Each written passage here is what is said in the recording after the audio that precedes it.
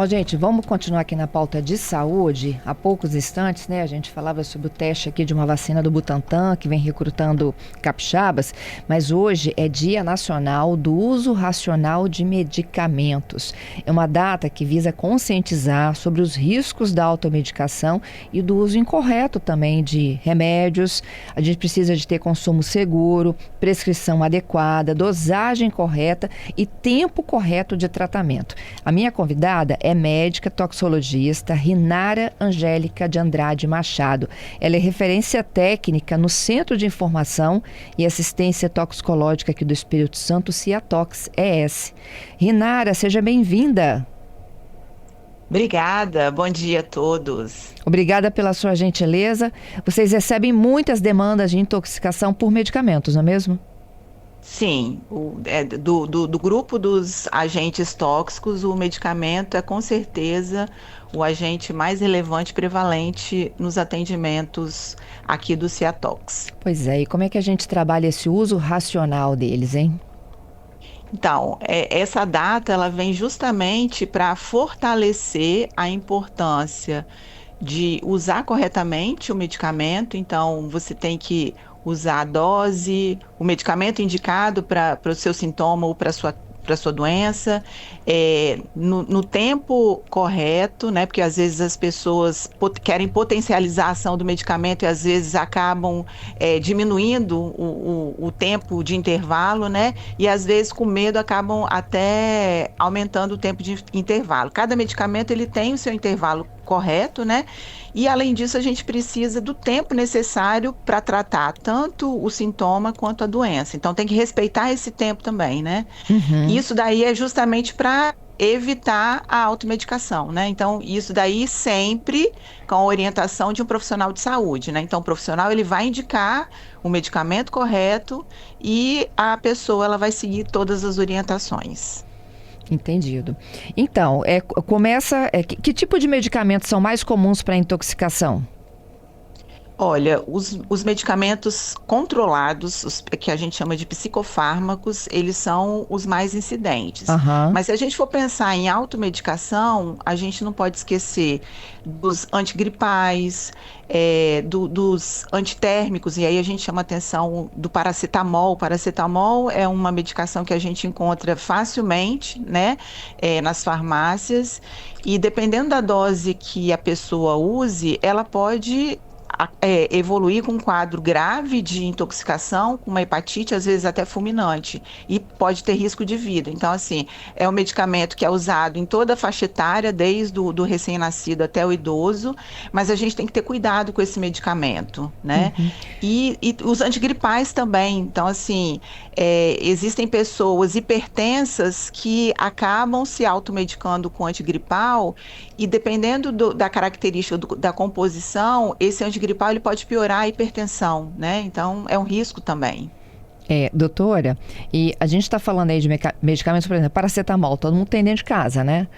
Para Sim. uma emergência, de uma dor, uma febre, né? Um mal-estar. A gente está falando do tomar em excesso, ou seja, tomar mais do que a prescrição, ou é um efeito cumulativo, assim, tomo muito sempre? Então, no caso do paracetamol, são os dois exemplos, né?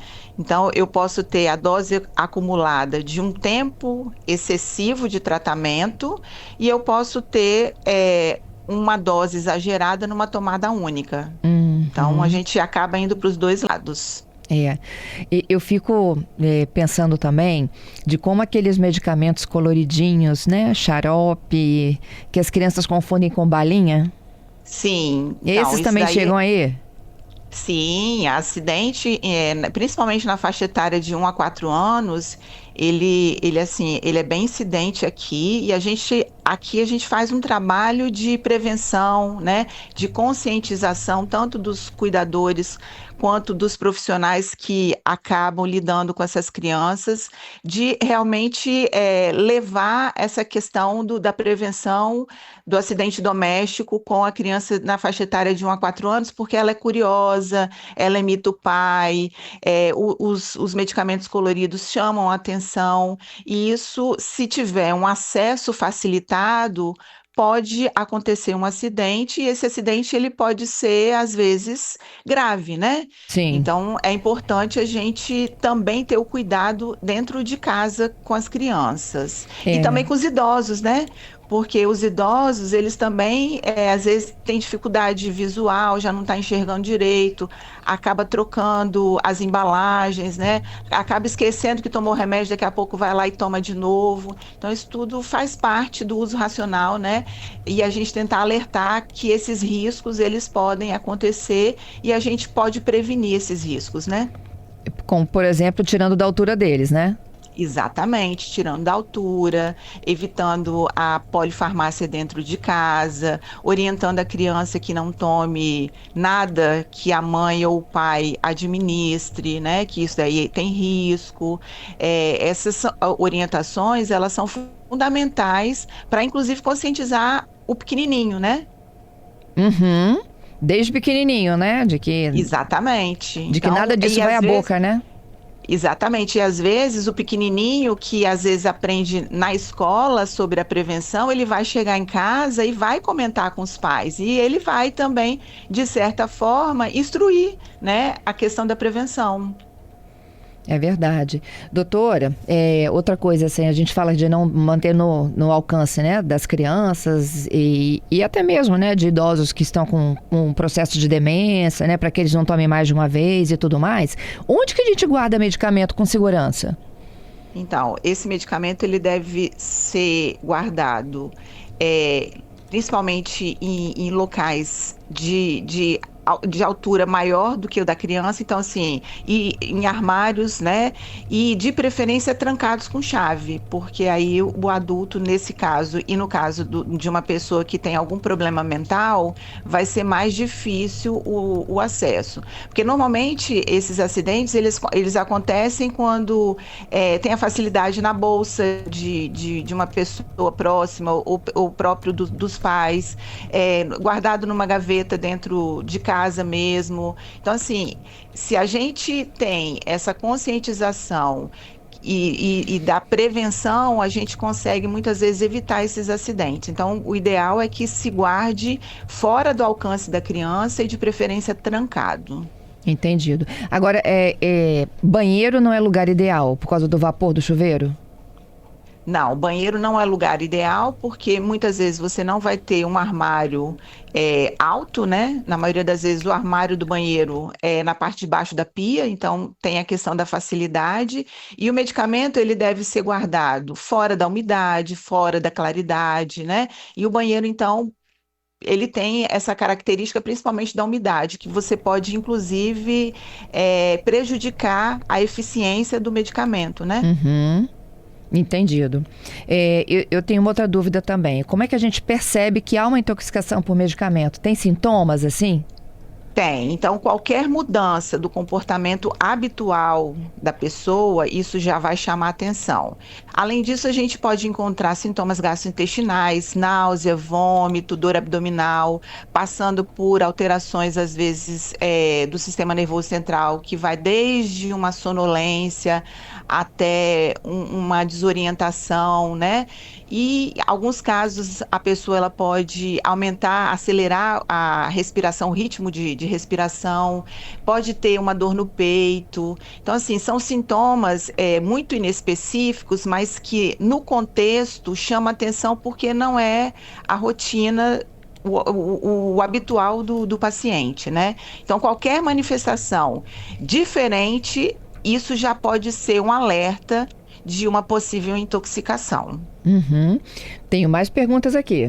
Doutora, existe risco em usar medicamentos vencidos, por exemplo, um paracetamol, já que a gente falou dele, que vence em junho, aliás, que venceu em abril e a gente está em maio. Tem algum problema de intoxicação? Intoxicação, dependendo do medicamento, no caso do paracetamol, não. Mas, assim, todo medicamento vencido, a gente imagina que pode ter problema na eficiência da ação do medicamento, né? Então, pode ser que a pessoa espere um resultado e por ele estar vencido, esse resultado ele não vai acontecer, né? Então, o ideal é que realmente não se use medicamento passado a data de validade e que qualquer dificuldade ou qualquer... você procure também a orientação do farmacêutico nesse caso, né? Antes de tomar. E onde que a gente descarta medicamento, hein? Então, existem pontos de coleta nos municípios que podem estar ligados ao serviço de saúde municipal. Então, você tem que procurar dentro da sua cidade o ponto de descarte e a gente também tem que salientar que você não deve descartar esse medicamento nem no vaso sanitário, nem numa pia e nem no lixo. Porque se você descarta no vaso sanitário e na pia, você pode contaminar tanto a água quanto o solo. E no caso do descarte no lixo, existe o risco de uma pessoa ter acesso a esse medicamento, acabar usando, a gente já teve casos assim, e pode causar intoxicação também. Então, o ideal é que procure realmente um local no município que tenha, receba esse medicamento para ser descartado corretamente. Mais uma pergunta, doutora. A Lívia está perguntando para a gente se nesses casos, né, quando, por exemplo, uma criança ou alguém ingere uma quantidade maior de medicamento ou há intoxicação de alguma forma, se pode provocar vômito, ela pergunta. Então, o vômito, ele não é indicado porque existem substâncias que podem piorar o quadro da intoxicação. E aí eu vou além também. Não deve se oferecer nem água e nem leite, né? Porque a gente não sabe muitas vezes qual é o produto que a pessoa se expôs. Então, o ideal é que diante de uma suspeita ou diante de um caso confirmado, você tenha a embalagem na mão para a gente conseguir identificar o produto e você pode também entrar em contato com o Ciatox, né?